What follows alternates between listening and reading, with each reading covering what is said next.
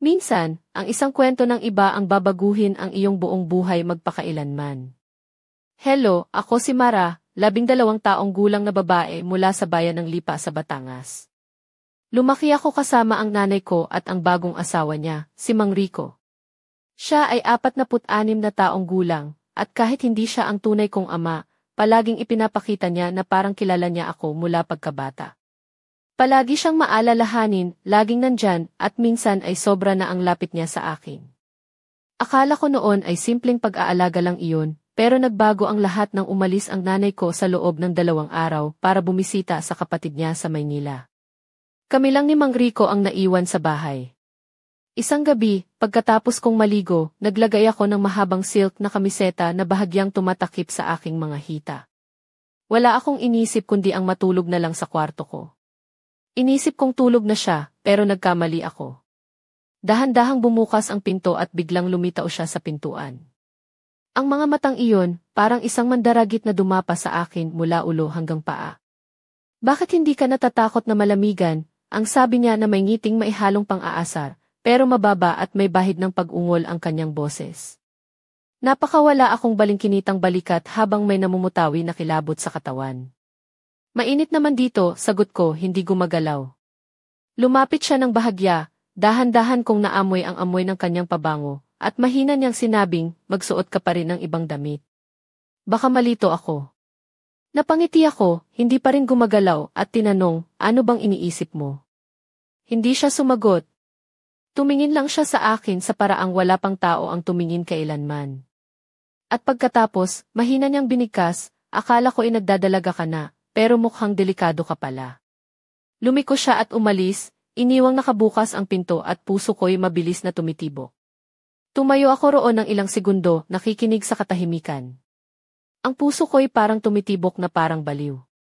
May kakaibang kilig sa dibdib, para bang nalampasan ko ang isang invisible na hangganan, at hindi na ako makakabalik pa.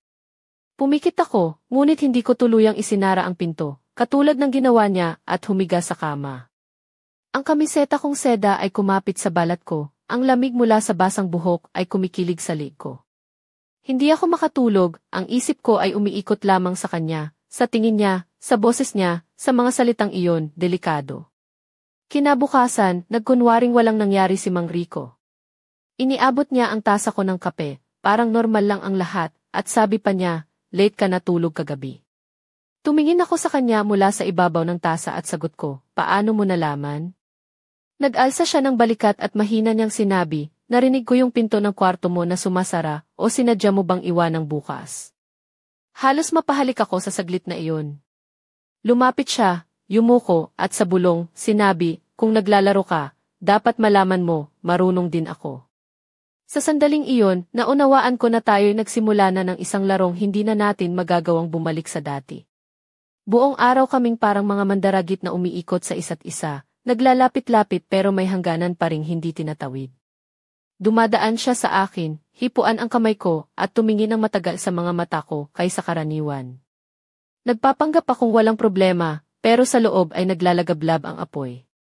Nang gabi, sinuot ko uli ang kamisetang seda at lumabas ng kusina para kumuha ng tubig. Nakita ko siya sa mesa, nakatitig sa laptop, at nang itaas niya ang mga mata, napansin kong dumulas ang tingin niya sa mga binti ko, tumigil sa hita kung saan bahagyang bumuka ang tela. Nakasuot ka na naman ito, sabi niya ng kalmado pero halatang may tensyon. Lumapit ako, sumandal sa mesa na parang hindi sinasadya. Komportable ito, sagot ko. O nakakagulo ba sayo? Isinara niya ang laptop at sagot, hindi nakakagulo. Sa halip, nakaka-distract.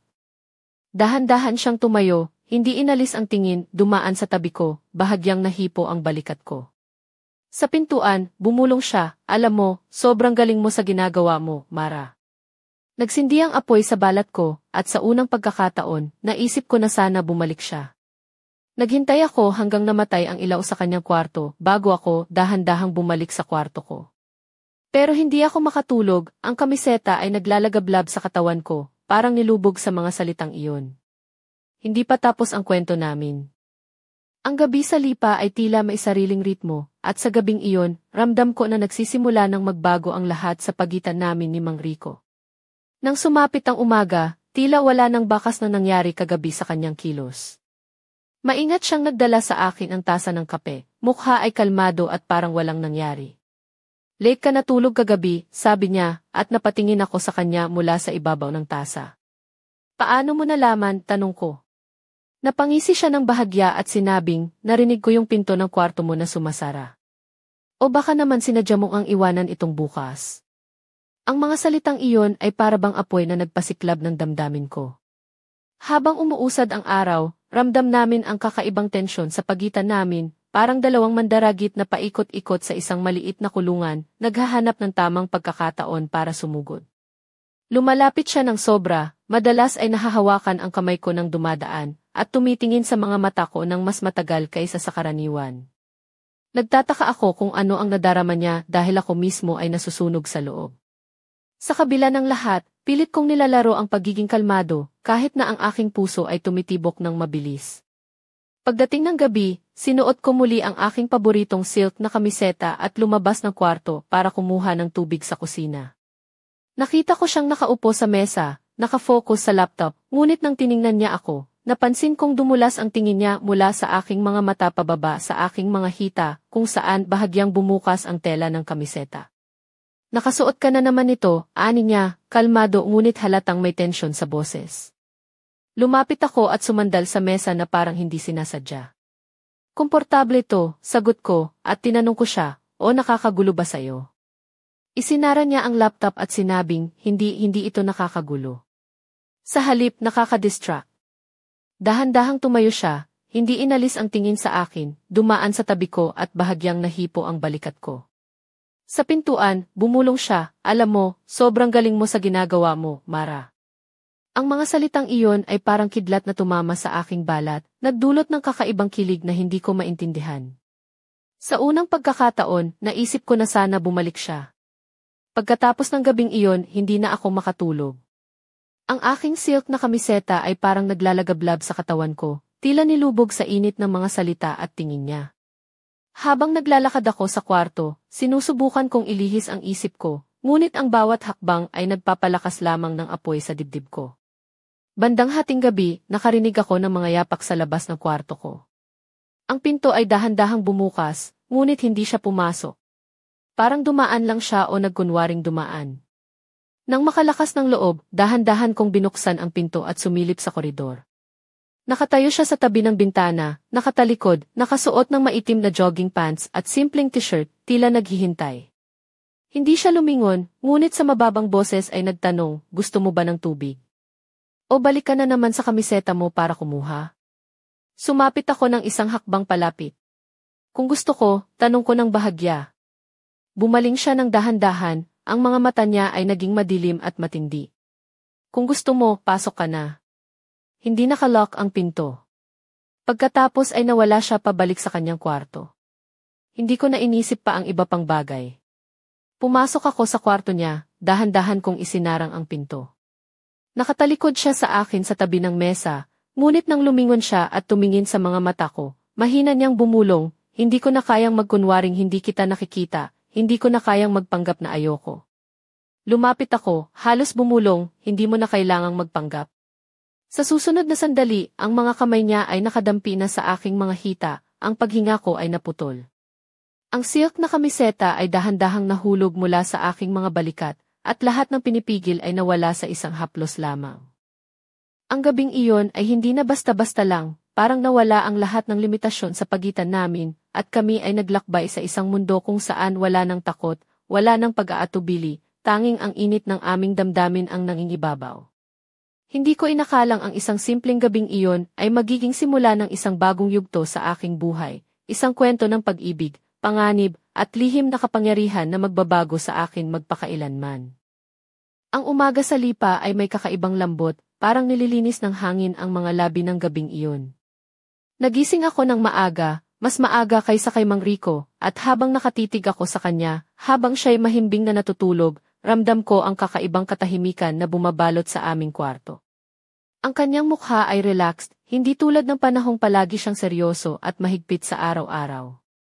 Dahan-dahan akong bumangon, nilapitan ko ang aparador at muling sinuot ang silk na kamiseta ko, na ngayon ay parang may bagong kahulugan sa akin. Hindi na lamang ito damit, kundi isang tanda ng aming lihim.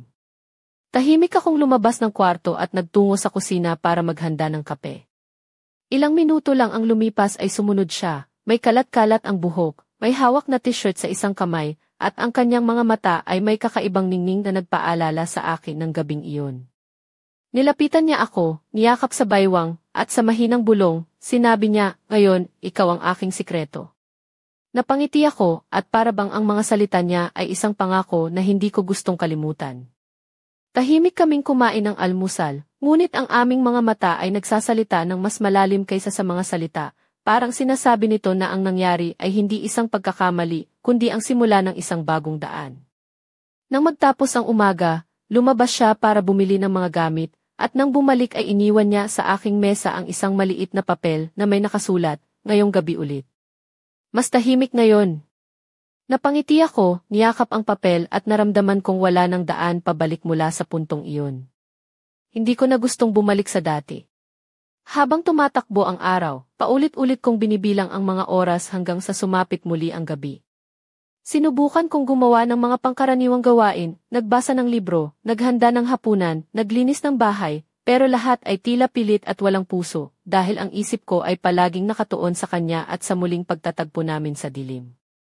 Nang papalapit na ang hating gabi, nakahiga na ako sa kama, hindi makatulog, at tanging ang aking mga mata ang gumagalaw, palibhasa ay naghihintay sa tunog ng pinto. At hindi nagtagal, narinig ko na ang pag-ungol ng susi sa seradura, at sa ilang saglit, lumitaw siya sa pintuan, nakasuot ng maitim na hoodie, at may mga matang kumikislap na parang mandaragit na handang manghuli. Hindi niya sinabi ang isang salita. Lumapit siya, humiga sa tabi ko, at hinila ako papalapit sa kanya. Mahinang bumulong siya, hindi ako aalis hanggang umaga. Ang kanyang mga kamay ay dumula sa likod ko, ang paghinga namin ay naging mas malalim, at ang bawat galaw ay puno ng lambing at katiyakan. Hindi ito basta-basta na pagkilos lang, parang pinagsanib namin ang aming mga kaluluwa sa isang sayaw na matagal na naming inihanda. Nag-usap kami ng mahina, nagtawanan, at naghalikan ng parang ito ang aming unang gabi sa mundo kung saan wala ng hatol o takot. Nang siya'y tulog na, yakap niya ako ng mahigpit, na parang ayaw akong pakawalan, at ako naman ay nakahiga roon, iniisip na ang takot na matagal kong dinadala ay naging isang bagay na hindi ko na kayang mawala. Pagkatapos ng gabing iyon, nagbago ang lahat sa bahay. Wala na ang mga nakakahiya o matinding titig, wala nang mga tensyon o mahahabang katahimikan. Sa halip, ang aming tahanan ay naging isang lugar na puno ng liwanag at pag-asa, na para bang iniintindi ng mga dingding ang aming lihim at nangakong mananahimik. Nagluto siya ng kape, habang ako naman ay nagprito ng itlog. Nagpalitan kami ng mga ngiti na para bang ganito na ang dati naming buhay. Nang bigla siyang lumapit mula sa likuran, hinalikan ang liig ko, at mahina niyang sabi, hindi ko inakalang posible, pero masaya ako. Humarap ako sa kanya, tumitig sa mga matang iyon, at bumulong, ako rin, pero kailangan nating mag-ingat. Tumango siya, niyakap ako ng mahigpit, at sinabi, hindi ko hahayaang sirain ng kahit sino ito, ha? Kahit sino. At sa unang pagkakataon sa aking buhay, naramdaman kong hindi lang ako ninanais, kundi tunay na kailangan. Ngunit ang gabi ay may dalang bagong pangako. Sa muling pagbabalik niya, hindi na siya nag-aalinlangan o nahihiya. Mahimbing siyang humiga sa tabi ko, hinawakan ang kamay ko, at bumulong, gusto mo ba? Umalis tayo dito. Para hindi na tayo kailangang magtago. Napahinto ako, ang puso ko'y kumabog ng mabilis, pero sa wakas ay sinagot ko ng lantang, gusto kong sumama sa iyo kahit saan. Napangiti siya, at mahina niyang dagdag, simula bukas, mag-uumpisa tayo ng panibagong buhay. Ikaw at ako lang. At ako'y niyakap ng mahigpit, alam kong sa wakas ay handa na kaming harapin ang mundo ng magkasama. Ngunit ang tunay na pagsubok ay nagsisimula pa lamang. Ang araw na iyon ay iba sa lahat ng mga araw na naranasan ko sa buhay.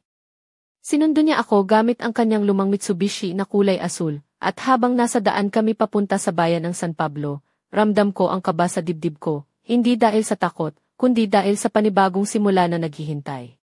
Sinabi niya sa nanay ko na aalis siya ng ilang araw para sa trabaho, at sinabi ko naman na pupunta lang ako sa bahay ng kaibigan ko. Ngunit sa totoo lang, kami ay naglalakbay palayo sa dati naming mundo, patungo sa isang bagong buhay na puno ng pag-asa at mga lihim. Pagdating namin sa San Pablo, nagrenta kami ng maliit na apartment na may tanawin ng lawa. Para itong maliit na paraiso na tahimik at malayo sa lahat ng mata na maaaring magbantay sa amin.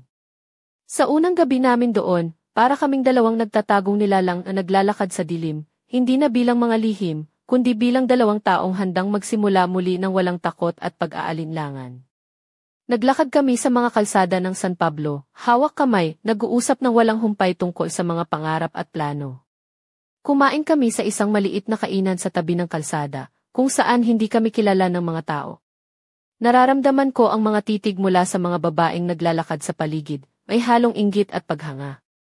Ramdam ko rin ang pagmamalaki sa mga mata niya, parang ako ang kanyang kayamanan at tagumpay. Pagbalik namin sa apartment, isinara niya ang pinto ng mahigpit, niyakap ako, at pinisil ang mga balikat ko ng may init. Ganito ko gustong mabuhay palagi, sabi niya, na hindi kailangang magtago, na walang takot. Hinaplos ko ang kanyang pisngi at sagot ko, kung ganoon, huwag na nating hintayin pa. Tumingin siya ng malalim sa mga mata ko, at sa isang bulong, sinabi, iiwan ko na ang nanay mo, pero kailangan ko ng tiyaga mo. Totoo ba ang gusto mo? Hindi na ako nagdalawang isip. Lumapit ako, niyakap siya ng mahigpit, at sinabi, napili na kita. Sa gabing iyon, kami ay natulog ng magkasama sa maliit na kama ng apartment, hindi na kami mga lihim o takot, kundi mga kasama sa isang bagong yugto. Kinabukasan, siya ang nagising muna, at sa isang mahinang halik sa aking noo, sinabi niya, sabi ko na, sasabihin ko na rin kay nanay ang totoo. Kailangan mong maging malaya at kailangan din ako. Huminga ako ng malalim, ramdam ang kaba at saya sa puso. Kasama mo ako, sagot ko ng buong tapang. Ngunit ang mga pangarap ay may bayad. Pagkalipas ng ilang araw ng panibagong buhay, dumating ang balita na babalik kami sa Lipa. Nakatanggap si Mang Rico ng tawag mula sa nanay ko, alam na niya ang lahat. Sa pagdating namin, ang bahay ay tahimik, nag-aabang ng mga sagot at desisyon. Nang bumalik siya, may dala siyang mga susi mula sa apartment na sinamahan ng isang maikling sulat, wala ng lihim. Maghintay ka. Naramdaman ko ang kaba habang hinihintay ko ang kanyang pagbabalik. Nang dumating siya, ang mga mata niya ay seryoso, ngunit walang takot. Alam na niya. Umalis siya, ang sabi niya ng walang galit o sigawan, simpleng pahayag na nagsimula ng bagong kabanata. Hindi ko napigilan ang sarili kong yumakap ng mahigpit sa kanya. Sa kanyang mga bulong, wala na tayong dapat itago sa isa't isa, naunawaan ko na ang lahat ng mga hadlang at takot ay napagtagumpayan namin. Ang aming lihim ay naging aming katotohanan. Ngunit sa likod ng lahat ng ito, may isang bagay na hindi pa nasasabi, isang lihim na hihintayin pang masilip sa dilim ng aming bagong buhay. Ang araw na iyon sa Lipa ay puno ng kakaibang tensyon. Pagkatapos ng pag-amin ni Mang Rico na alam na ng nanay ko ang lahat, nagbago ang hangin sa bahay namin. Wala nang mga lihim na bumabalot sa paligid, parang ang mga pader mismo ay naghinayang sa mga sandaling nawala na sa amin. Siya ay umupo sa sala, matay seryoso, habang ako naman ay naghahanap ng mga salita para ipaliwanag ang lahat ng nangyari. Ngunit tila ba ang bawat salita ay nagiging mabigat at ang distansya sa pagitan namin ay lumalawak. Sa gabing iyon, hindi kami nag-usap ng marami. Sa halip, naglakad kami sa tabing dagat ng Lipa, ang mga alon ay malumanay na humahampas sa baybayin, ngunit sa loob namin ay may bagyong hindi pa natitinag.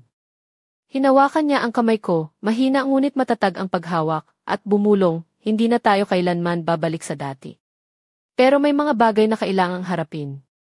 Napailing ako, alam ko kung ano ang ibig niyang sabihin, ang ating relasyon, ang mga pangarap, at ang mga responsibilidad na unti-unting kumakapit sa amin. Lumipas ang mga araw, at unti-unti kaming nag-adjust sa bagong buhay. Siya ay naging mas malapit, mas maalalahanin, ngunit may bigat sa kanyang mga mata na hindi ko maintindihan. Sa bawat hapunan na sabay kaming kumakain, sa bawat gabi na magkatabi kami sa kama, nararamdaman kong may mga tanong na hindi nasasagot, mga pangarap na unti-unting napapalitan ng takot at pag-aalinlangan. Isang gabi, habang siya ay abala sa kanyang maliit na workshop na nag-aayos ng mga bangka, pumasok ako ng tahimik. Nakaupo siya, nakayuko habang hinahawakan ang mga sirang kahoy. Mara, tawag niya, tinig niya ay may halong pagod at lungkot. Kailangan nating pag-usapan ang tungkol sa pamilya. Napalingon ako at nakita ko ang lalim ng emosyon sa kanyang mga mata. Alam kong gusto mo pa ng kalayaan, gusto mong maglakbay, matuto at maranasan ang mundo. Pero gusto ko ring magkaroon tayo ng anak, isang bahagi ng atin, isang pamilya na buo at buo. Tumigil ako sa paghinga. Ang mga salita niya ay parang malamig na tubig na bumagsak sa akin. Hindi ko ito inaasahan. Ako ay 21 taong gulang pa lamang, puno ng pangarap at takot sa mga responsibilidad. Hindi pa ako handa, mahina kong sabi, habang ang puso ko ay kumakabog ng mabilis. Hindi ko alam kung kaya ko pa. Ngunit siya ay nanatiling matatag. Handa ako para sa atin, sabi niya. Handa akong magsakripisyo, magtrabaho ng husto para sa kinabukasan natin. Pero kailangan kitang makasama sa desisyon na ito. Hindi ko alam kung paano ko sasabihin sa kanya ang lahat ng pangamba ko. Ang aking puso ay naghahati, pag-ibig sa kanya, at takot sa mga pagbabago na dala ng isang anak. Sa pagkakataong iyon, naramdaman ko ang bigat ng aming relasyon, at ang tanong kung hanggang saan aabutin ang aming pagmamahalan. Ang mga araw ay naging mahirap. Ang aming mga pag-uusap ay puno ng emosyon at pasensya, ngunit sa kabila nito, naramdaman ko ang lalim ng pagmamahal niya, ang pangakong hindi niya ako iiwan. Ngunit ako'y nalilito, hindi ko pa alam kung paano haharapin ang hinaharap na ito. Isang gabi, habang naglalakad kami sa tabi ng lawa, bumulong siya, hindi kita pipilitin, Mara. Pero sana ay pag-isipan mo. Hinawakan niya ang aking kamay ng mahigpit, at sa kanyang mga mata ay nakita ko ang pag-asa at pag-aalala na naglalaban sa isa't isa. Hindi ko alam kung saan aabot ang kwento namin, ngunit isang bagay ang sigurado, ang aming buhay ay hindi na magiging ganoon na lang. Ang pag-ibig ay nagdudulot ng saya, ngunit dala rin ito ang mga pagsubok na kailangang pagdaanan ng magkasama. Sa puso ko, alam kong ang susunod na mga araw ay magdadala ng mga mahahalagang desisyon na magtatakda ng aming kapalaran. Hindi ko pa rin matanggap ang nangyari. Parang panaginip lang ang lahat, isa sa mga panaginip na hindi mo inaasahang magigising ka na may sugat sa puso. Nang malaman ko ang nais ni Mang Rico, ang lalaking naging sandigan ko sa kabila ng lahat, na gusto niyang magkaroon kami ng anak, parang bumagsak ang mundo ko. Akala ko noon ay handa na ako sa lahat, pero sa katotohanan, natatakot ako.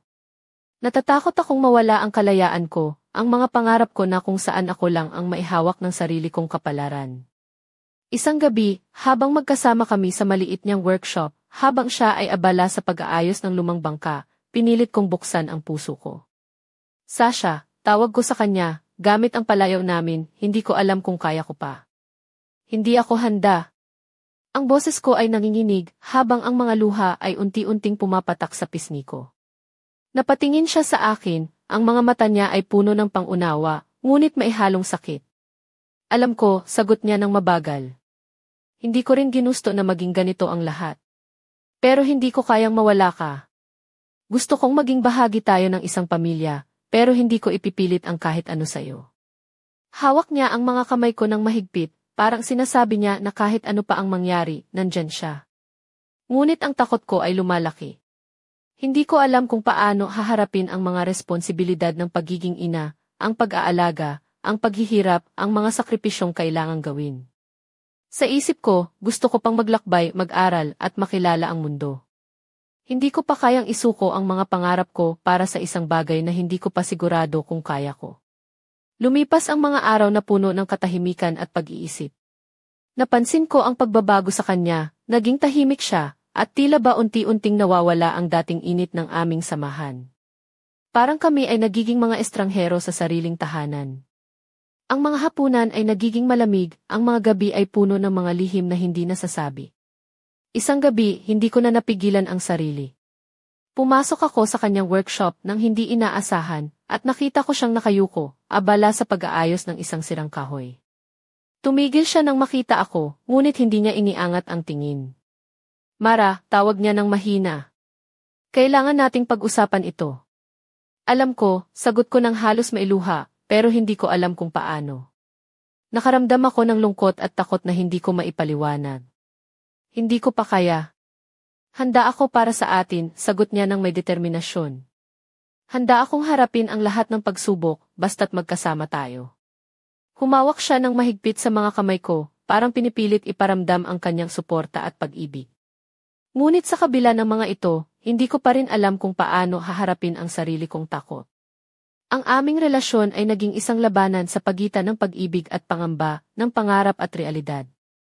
At sa puso ko, alam kong may mahahalagang desisyon na kailangang gawin, desisyong magbabago ng lahat. Habang naglalakad kami sa tabing ilog ng Lipa, bumulong siya, "Hindi kita pipilitin, Mara. Pero sana ay pag-isipan mo." Hinawakan niya ang kamay ko ng mahigpit, at sa kanyang mga mata ay nakita ko ang pag-asa at pag-aalala na naglalaban sa isa't isa. Sa gabing iyon, habang pinagmamasdan ko ang mga bituin sa langit, naramdaman ko ang bigat ng desisyon na nakataya sa aming dalawa. Hindi ko pa alam kung anong landas ang tatahakin namin, ngunit alam ko na hindi na kami pareho ng dati. Ang aming kwento ay patungo sa isang bagong isang yugto na puno ng mga tanong, pagsubok, at pag-asa. At sa puso ko, naglalaban ang dalawang damdamin, ang pagnanais na mahalin at ang takot na masaktan. Alam kong kailangang pumili, ngunit hindi ko pa alam kung alin ang tama. Akala ko tapos na ang lahat ng pagsubok namin, na ang aming lihim ay magiging isang magandang simula. Pero ang buhay ay may sariling paraan para ilabas ang mga katotohanang hindi mo inaasahan. Isang gabi, habang kami ay tahimik na naglalakad sa bayan ng San Pablo, bigla siyang huminto at tumingin sa akin ng seryoso. "Mara," sabi niya, "may kailangan akong sabihin sa'yo." Napatingin ako ng malalim sa kanyang mga mata, ramdam ko ang bigat ng kanyang mga salita, bago pa man niya ito sabihin. Hindi lang ako basta lalaki na gusto lang magtatag ng pamilya, ang sinabi niya ng maihalong lungkot at pag-aalinlangan. "May mga bagay tungkol sa akin na hindi mo pa alam. Mga lihim na matagal ko nang tinatago." Naramdaman kong tumigil ang mundo ko. Parang bumagal ang oras, at ang hangin ay naging mabigat. Hindi ko alam kung anong sasabihin ko, pero ang kanyang mga mata ay nagsimula ng magbago, parang may madilim na anino na bumabalot sa kanyang pagkatao. "Hindi ako palaging naging ganito," dagdag niya. "May mga nagdaang panahon na nilamon ako ng dilim, mga panahon na halos mawala ako sa sarili ko. At ngayon, natatakot akong baka bumalik ang mga iyon. Hindi ko inaasahan ang ganito. Ang lalaking aking minahal, ang aking sandigan, ay may mga demonyo na hindi ko pa nakikita. Parang nagbukas ang isang pinto sa isang madilim na silid na matagal nang itinago." "Paano kita matutulungan?" tanong ko ng mahinahon, kahit na ang puso ko ay kumakabog ng mabilis. Ngunit siya'y nagngisi ng mapait. "Hindi ito kasing dali ng iniisip mo. May mga taong gusto akong sirain, mga nakaraan na hindi ko kayang takasan." Napailing ako, at napansin kong ang kanyang mga kamay ay nanginginig habang tinatanggap ang bigat ng kanyang mga sinasabi. Sa gabing iyon, nagsimula ang isang bagong laro, isang laro ng tiwala at pagtatangka, ng pagharap sa mga anino ng nakaraan habang sinusubukan naming panatilihin ang aming pagmamahalan. Hindi ko alam kung hanggang kailan ko kaya, pero handa akong subukan, dahil kahit na may dilim sa kanyang mundo, siya ay bahagi ng akin. Bumalik kami sa aming maliit na apartment, ngunit ang hangin ay iba na. Ang mga pader ay tila may mga lihim na hindi namin kayang itago. Kami ay naglakad ng magkasabay, ngunit may mga sandaling ang mga mata namin ay naglalaban, ang pag-ibig at ang takot. Hindi ko alam kung ano ang mangyayari sa amin. Ngunit ang isang bagay ay malinaw, hindi na kami mga inosenteng nagmamahalan lang. Ang aming kwento ay nagbago, at ang mga susunod na araw ay puno ng mga pagsubok na hindi ko inaasahan. Habang nakatitig ako sa kanya, naisip ko, hanggang kailan kaya namin kakayanin ang ganitong buhay? At ano ang mga lihim na magpapabago sa lahat ng ito? Ang sagot ay nasa hinaharap, at ang aming kwento ay nagsisimula pa lamang. Hindi ko inaasahan na ang mga lihim ni Mang Rico ay magiging mabigat na pasanin na hahadlang sa aming pagmamahalan. Isang gabi, ilang araw matapos ang aming pag-uusap sa San Pablo, habang kami ay naglalakad sa tabing lawa, bigla siyang huminto, at ang kanyang mga mata ay tila naglalaman ng isang madilim na kwento. "Mara, kailangan kong sabihin ang buong katotohanan," simula niya ng may pag-aalinlangan. Nilabas niya ang mga detalye ng kanyang nakaraan, mga panahon na siya ay nalugmok sa bisyo, mga pagkakamaling nagdulot ng sakit sa kanyang pamilya, at mga taong nais siyang pabagsakin. Ang mga kwentong iyon ay parang bagyong dumaan sa puso ko, na nagdulot ng takot at pagkalito. Hindi ko maintindihan kung paano siya nagbagong loob, paano niya nagawang bumangon mula sa dilim na iyon. "Hindi ko gusto na malaman mo ito sa ganitong paraan," wika niya, pero kailangan kong maging tapat sa'yo. Hindi ko nais na may itago sa'yo. Ang kanyang mga mata ay puno ng pagsisisi, ngunit may apoy ng pag-asa rin, pag-asa na tatanggapin ko siya, kahit ano paman ang nakaraan niya. Habang nakikinig ako, ang aking puso ay naghahalo ng takot at pagmamahal. Ramdam ko ang bigat ng kanyang mga salita, ngunit ramdam ko rin ang kanyang pagsisikap na baguhin ang kanyang sarili para sa amin. Hindi ko alam kung kaya kong tanggapin lahat ng ito agad, sabi ko ng mahinahon, pero handa akong subukan dahil mahal kita. Ngunit ang mga araw ay hindi naging madali. Ang kanyang mga anino ay paulit-ulit na bumabalik, mga sandaling siya ay nawawala sa amin, mga gabi ng pag-iisa at kalungkutan. Sa bawat pagkakataon, pinipilit niyang patunayan na siya ay nagbago, ngunit ang mga alaala ng nakaraan ay tila mga multo na hindi mapalayas. Isang gabi, habang nag-uusap kami sa aming maliit na apartment, napansin ko ang pagkabagabag sa kanyang mga mata. Mara, bumulong siya, may mga taong hindi pa rin nakalimot sa akin. May mga taong nagbabantang sirain ang buhay natin. Hindi ko alam kung ano ang gagawin. Ang aming pagmamahalan ay tila isang bangka sa gitna ng unos, minsan ay tila malakas ang alon, ngunit sa kabila ng lahat, patuloy kaming lumalaban upang manatili sa ibabaw ng tubig. Ang mga susunod na araw ay puno ng pag-aalala at paghahanda. Hindi namin alam kung kailan darating ang unos na iyon, ngunit handa kaming harapin ang anumang pagsubok na darating sa amin. Sa kabila ng lahat, ang aming pagmamahalan ay nananatiling matatag, isang ilaw sa gitna ng kadiliman. Ngunit sa likod ng aming mga ngiti at pangakong walang hanggan, may isang lihim na patuloy na kumakalam sa puso ko, isang lihim na maaaring magbago ng lahat sa isang kisap mata. At ang oras para sa aming kasagutan ay unti-unting lumalapit. Parang isang pelikula ang buhay namin, isang kwento ng pag-ibig na puno ng apoy at unos, ng lihim at pagtitiwala. Ngunit sa gabing iyon, naramdaman ko ang tindi ng lahat ng emosyon na naglalaban sa loob namin. Ang maliit na apartment sa San Pablo ay tila naging entablado ng isang malakas na eksena, kung saan ang bawat salita at kilos ay may bigat ng kahulugan. Habang hinahawakan niya ang mga kamay ko, ang mga mata niya ay naglalagablab ng damdamin, pagmamahal, pangamba at kapangyarihan. Ikaw lang ang nais kong makasama, ang sabi niya ng may matinding tinig, kahit ano paman ang dumating, kahit gaano man tayo kahirap. Naramdaman ko ang init ng kanyang pag-ibig, na parang apoy na hindi kailanman magkukulang sa init. Ngunit sa kabila ng lahat, ang mga anino ng nakaraan ay patuloy na sumusunod sa amin. Ang mga banta na hindi pa namin nakikita, ngunit ramdam na ramdam namin. Ang bawat araw ay parang laban para sa aming kalayaan at kaligayahan, ngunit kami ay matatag na magkasama, handang harapin ang lahat. Ang mga gabi namin ay puno ng mga halik at yakap na tila ba ang mundo ay nagiging aming sarili, isang mundong walang takot, walang pag-aalinlangan. Ngunit sa likod ng mga ito, ang aming mga puso ay patuloy na naghahanap ng sagot sa mga tanong na hindi pa nasasagot. Ang aming kwento ay naging isang alamat ng dalawang taong nagmahal ng lubusan, nagtiis sa unos, at nagtagumpay sa kabila ng lahat. Ngunit alam namin na ang aming laban ay hindi pa tapos. Ang mga lihim, mga pagsubok, at mga pangarap ay patuloy na haharapin namin ng magkasama. Sa bawat sandali, ramdam ko ang lakas ng aming pagmamahalan, isang apoy na patuloy na naglalagablab, na hindi kailanman mawawala. At sa kabila ng lahat, kami ay patuloy na naglalakbay, naghahanap ng liwanag sa gitna ng dilim. Ngunit sa likod ng aming mga ngiti at pangakong walang hanggan, may isang lihim na patuloy na kumakalam sa puso ko, isang lihim na maaaring magbago ng lahat sa isang kisap mata. At ang oras para sa aming kasagutan ay unti-unting lumalapit. Hindi ko inakala na ang buhay namin ay dadalhin sa ganitong punto, isang krus na puno ng mga pagdududa, pangarap at mga lihim na matagal nang itinago sa dilim. Ang maliit naming tahanan sa baybayin ng San Pablo ay naging saksi sa bawat yakap, bawat lihim na bulong, at bawat haplos na puno ng pangarap at takot.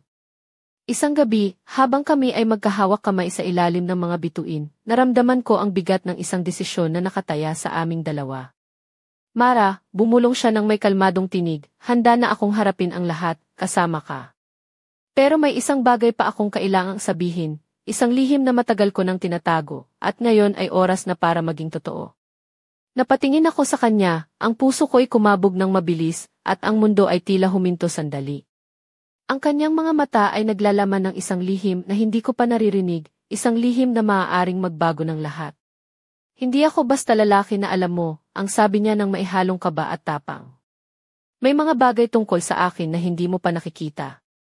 At ang mga bagay na iyon ang magpapasya ng kinabukasan natin. Ang kanyang mga salita ay parang kidlat na tumama sa akin, nagising ang aking isipan sa mga posibilidad na hindi ko inakala. Sa sandaling iyon, naintindihan ko na ang aming kwento ay hindi lamang tungkol sa pag-ibig, kundi tungkol sa pagtanggap, paglaban at pagharap sa mga hamon ng buhay ng magkasama. Ang aming lihim ay hindi isang hadlang kundi isang susi sa isang mas malalim na pag-unawa. Habang naglalakad kami sa tabing dagat, hawak ang kamay niya ng mahigpit, alam kong anuman ang mangyari, hindi kami nag-iisa. Ang aming pagmamahalan ay isang apoy na hindi kailanman mamamatay, isang apoy na handang sumabog sa gitna ng dilim at magbigay liwanag sa aming landas. Ngunit ang kwento namin ay may panibagong simula. Ang lihim na iyon ay isang misteryo na hihintayin pang mabuksan, isang kabanatang naghihintay ng sagot. At sa bawat tibok ng puso ko, alam kong ito ang simula ng isang kwentong mas malalim, mas matindi at mas totoong pag-ibig. Handa na ba kayong malaman ang lihim? Ang sagot ay nasa susunod na yugto ng aming buhay, isang kwento na magbibigay liwanag sa madilim na daan, isang kwento na hindi malilimutan. Sa ngayon, ang tanging alam ko, ang aming pagmamahalan ay hindi magwawakas, at ang aming laban ay patuloy na magpapatibay sa amin. At dito nagtatapos ang unang bahagi ng aming kwento. Ngunit ang tunay na pagsubok ay nagsisimula pa lamang.